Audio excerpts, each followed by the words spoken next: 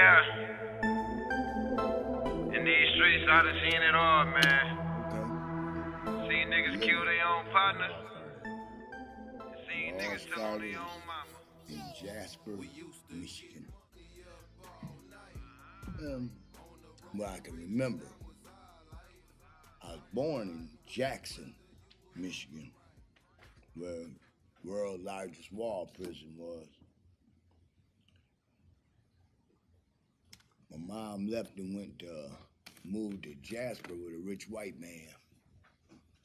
And me and my sister were half black and wasn't allowed to be seen there, so we'd have to go hide in the attic when he'd have his prestigious people come over. My mom left him, took us back to Jackson foster care. My father came and got us, brought us here to Bay City, Michigan. I came up, got here, lived on 2nd and Jackson in the hood. My daddy ran the bar. Very well known, very respected. My mama, stepmom, raised me as much as she could, but most of my time I was spent locked up. Started early, caught my first case when I was 11 years old. I went from all white community to all black sitting, besides my little sister Lena. And I wanted to be accepted. I was young, wanted to be accepted, so I started acting out, stealing, acting a fool, and got locked up. 11 years old, I beat a boy who used to tease me, nigga, and take off running on his porch, and caught him in the park and beat him with a broomstick. Got locked up, said I was crazy. Did 10 months and continued to get locked up. Went and did 18 months in boys training school. Did 15 months in Green Oaks intensive care training school. Got out, turned 18, thought I was a man. Heard about Florida, oranges, beaches, fast cars, but live on the beach and eat the fruit off the trees and make it. Well, I'm thinking, get down there, it wasn't nothing like that. I picked up that thumper, that heater, that pistol, started making licks. People started wanting to have what I had, started joining me. I formed a crew. We was hitting them every other night or two. We'd go out and hotels, liquor stores, whatever, restaurants, whatever. We hitting them. Got caught, one of my boys got caught up, told on me. Isaiah Brown down in Clearwater Beach, Florida. Got us knocked. A judge gave me 8 20s of 15 and 18 months, 176 and a half years. Hard labor in Florida State Penitentiary. I went in and did it. Did 11 years, 3 months, and 4 days. Came out. 2 different bids. Stayed running them together. Stayed catching cases. Stayed in trouble. Didn't care about nothing. I was a fool. Brother named Don Gene Daniels out of Jordan Park in St. Petersburg, Florida, gave me the name Dirty Red. I'd fight. Didn't care. And I never anticipated getting out in Florida prison. So I lived my life like that was my life. You couldn't come and talk to me about society because I didn't know nothing about society. I know about prison. And that's the life I lived for years. And then I got out. All my cases were run into one and I maxed it out. 20 year sentence, and came home and wasn't out long and went back down, got pulled over with a pistol in my car, did another 2, came back out again, and got caught up with a case with my stepson, John Boy. Got a 5 to 30. When I went in on that 5 to 30, that's when I got that news that I wasn't wanting to hear. I was out after 11 years. I was big and strong, tough, bad, didn't care, having fun, getting high, partying, living that life, all about that. Getting money, titty bars, all that. I'm loving it. I'm living life, doing it. I was that guy. Then I'm in prison and they tell me I'm HIV infected. Well, I was prepared, thank God, because when I had all that time in Florida and I was in the hole, I woke up one morning, I had my Bible on my chest and it fell on the ground. And I couldn't understand ye, y'all, thou, shaw, and all that. But when I picked that Bible up at that crease and I went to reading, it said, even a live dog is better off than a dead lion. For a live dog has hope. A dead lion has nothing. And from that day forward, I never wanted to die again. That made all the sense in the world to me. So I know when they came with that and people were dying and this and that, I'm seeing deaths, I didn't take medicine. They offered it. I told them no. There wasn't a bunch of medicines out like there is today. There was the AZT. And I seen people dying, fatigue, I didn't take it. I did my 5 and came out. Met a young lady at the bar. We hanging, I'm older, she fine, she sends me a drink. We link up, we kicking it, we get together. She hearing about my situation, I'm HIV positive on the streets, whatnot. She asked me, do I have AIDS? I tell her, no, I ain't got AIDS. I never had AIDS. Never been diagnosed. Ain't nobody ever told me I had AIDS. We do our thing. Bad relationship, on again, off again. I'm cheating, doing what I do. Still trying to live that life. Get in an altercation back in June '99 with a officer, Johnny May. And go to jail. I'm in there with a man that they wanting bad. And they said, well, there's a connection between these two. Why don't you see if Holder can help you? I'm on parole in jail for beating up a police officer. They come and ask me, hey, can you help us?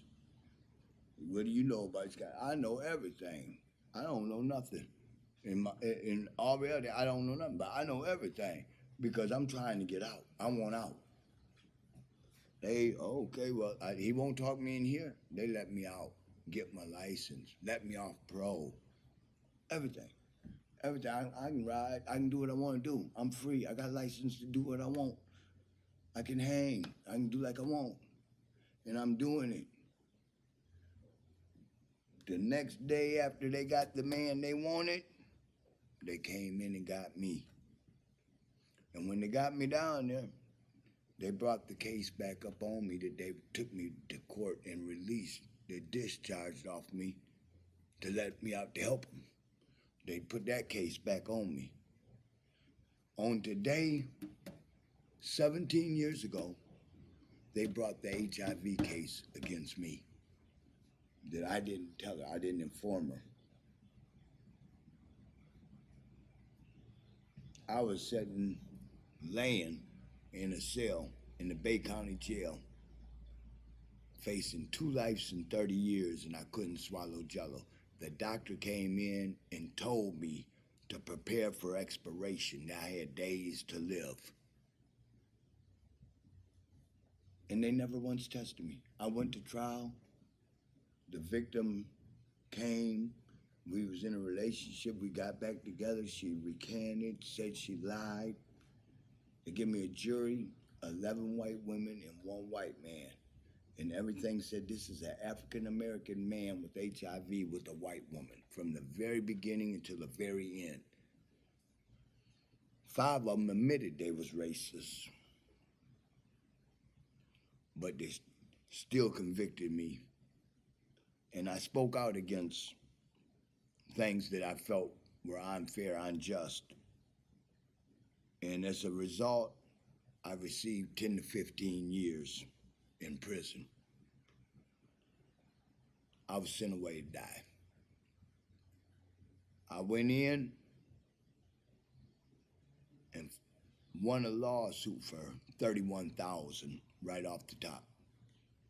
I had prayed when I was in jail, dying. I knew I was dying. I didn't have nothing or nobody because of the stigma. Everybody, was against me and how they made it out to be. And I did 8.5 years. And I came out December 13th, 2008. I was released from prison. And when I came out, I met another young white woman who knew of my situation, but still was attracted to me and wanted a relationship with me. Wanted to be with me. And we was together. And we slipped up a few times, and there was not protection in the heat of the moment. And as a result, she became pregnant.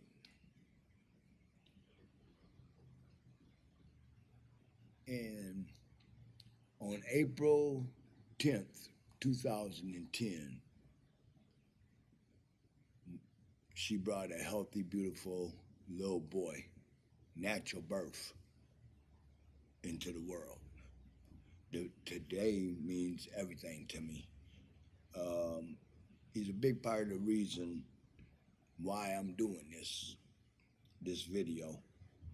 And I got a lot more to go. I know I got a long ways to go with it. But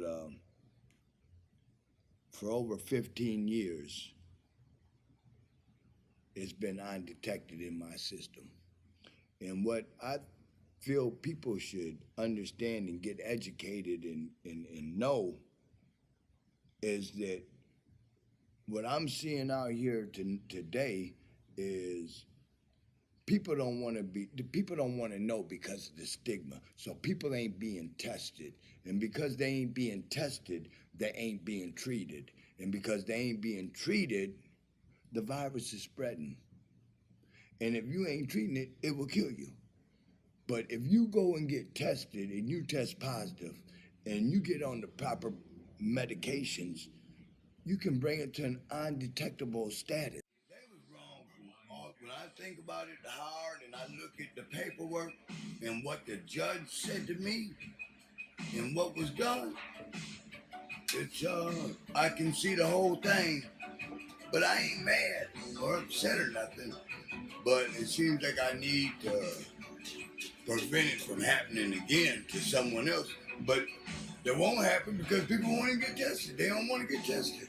There's a lot to it that needs to be changed. Science has changed. Laws should change. And, that's one of the main things I want to do. And when you look at the statistics... Well, you'll be setting an example for the rest of the world, really. I mean, you start in a big city and then show an example to the rest of the world on how to go about it differently. That law, MCL 333.5210, failure to inform of HIV, it does more harm than it does good. Because people aren't getting tested because they don't want to risk having a felony upon record, so therefore they're not being tested, they're not being treated. And they're not being treated means it's spreading. And then the heroin epidemic. Well, if you take a needle and you can have full-blown AIDS or HIV, you can take that needle poke it in your arm and take that bloody needle and shoot the hair on in the other person's arm, and that's not a crime. But if you take your 2 fingers and you test HIV positive and you penetrate a female's vagina, that's a felony that can send you to prison. I can't understand. I don't think I'll die and go to my grave fighting it and knowing and believing in my heart that that's wrong. It's wrong, and I think it needs to be changed. I just need the help to go at to rub shoulders with the right people that can change it and to make things right and to save people's lives. You know, when it's a lot out here that could be changed, that should be changed. And I don't know what rock these people are sleeping under that are making these laws and following them through and all. But they need to wake up because they're killing people. They ain't helping people, they're killing people. And something needs to be done about it. And I'm just glad that some things I'm hoping and praying finally some things about to be changing. We'll come together and bring our kids back, instead of sending them straight to the Department of Corrections and having them chastised. We'll do our kids. We'll go get our kids and make sure they disciplined and taken care of. We need our kids. They the future. And what we're teaching them, that's what we're gonna get. You know what? The way we bring them up, that's what we're gonna get. And if you ain't taking care of them, you ain't out here watching, you ain't on them, man, we in a mess. We getting ready to be in a world of trouble. We already out. If you look at it honestly, that tit for tat, black and white thing. Obama got in there, and then look what they put in there. You think they ain't regretting it? Trump.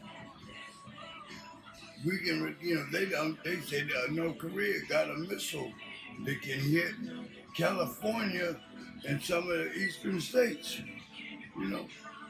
Don't think that he won't. And this is where we at in this day and age. We're at the end of the days, and we need to reach as many people as we can and educate them and bring them in and clean up these streets. I will never condone 2 of my brothers, my homeboys out here fighting in these streets. I don't care. I'll never condone it. Never. Because it ain't necessary. There's another way we can operate it. We can work it out. We can handle this shit than going and killing each other. If we're killing each other, what do you think the next one's going to think about it? If they kill each other, it ain't going to make no difference if we kill them. And that's what they do. It ain't always about just a bullet to your head. Sometimes they kill you in that system that you get stuck in and can't get out. It's like a whirlwind. 26 and a half years of it for me. And this December will be 9 years I've been out. And I don't have no pending charges. I'm not on no paper, no parole, no nothing. I'm a free man. Raised. The only thing keeping me here is my child. And I'm starting to now feel that this is exactly where I'm supposed to be, because my people, my community, my home boys, my home team need me here. They need to hear from me. And because they ain't being treated, the virus is spreading. And if you ain't treating it, it will kill you. But if you go and get tested and you test positive and you get on the proper medications, you can bring it to an undetectable status.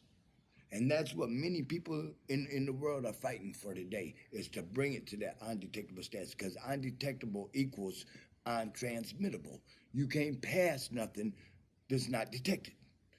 And, there's a lot of things with the law that needs to be changed. And commissioners, senators, lawmakers, all of them need to know. There's, if you take 2 fingers and you penetrate a female's vagina without informing her of your HIV status, that's a felony to continue to prison. But if you take a needle, shooting hair on, and take that bloody needle out of your arm and give it to the next one, they shoot it in their arm, that's not a crime. And I think that there's an issue. That's a problem. There's many more in here. If this is a health concern that to prevent the spread of HIV, it's going the opposite direction. What it's doing is preventing people from going and getting tested because they don't want to risk having a felony put on the record and having their status put out in the community and being done like me. But I'm gonna get back on this. This ain't over. This is just the beginning. I'm gonna get back on it. I'm gonna get with you, Convic. We're gonna do this here, man. And I'm Dirty Red, Michael Stephen Holder. For the many know me, but those who don't, I hope you get to know me. And I look forward to sharing more. Seen niggas tell on their own mama. We used to get money up all night. On the road to riches, that was our life. I was riding with you, rather you was wrong or right. Showed your true colors in that black and white. We used to get money up all night. On the road to riches, that was our life. I was riding with you, rather you was wrong or right. Showed your true colors in that black and white. That shit I read off in that paper, work on understand. What fucked me up worse though, cause we was like kin. Used to ride the Tatum bikes and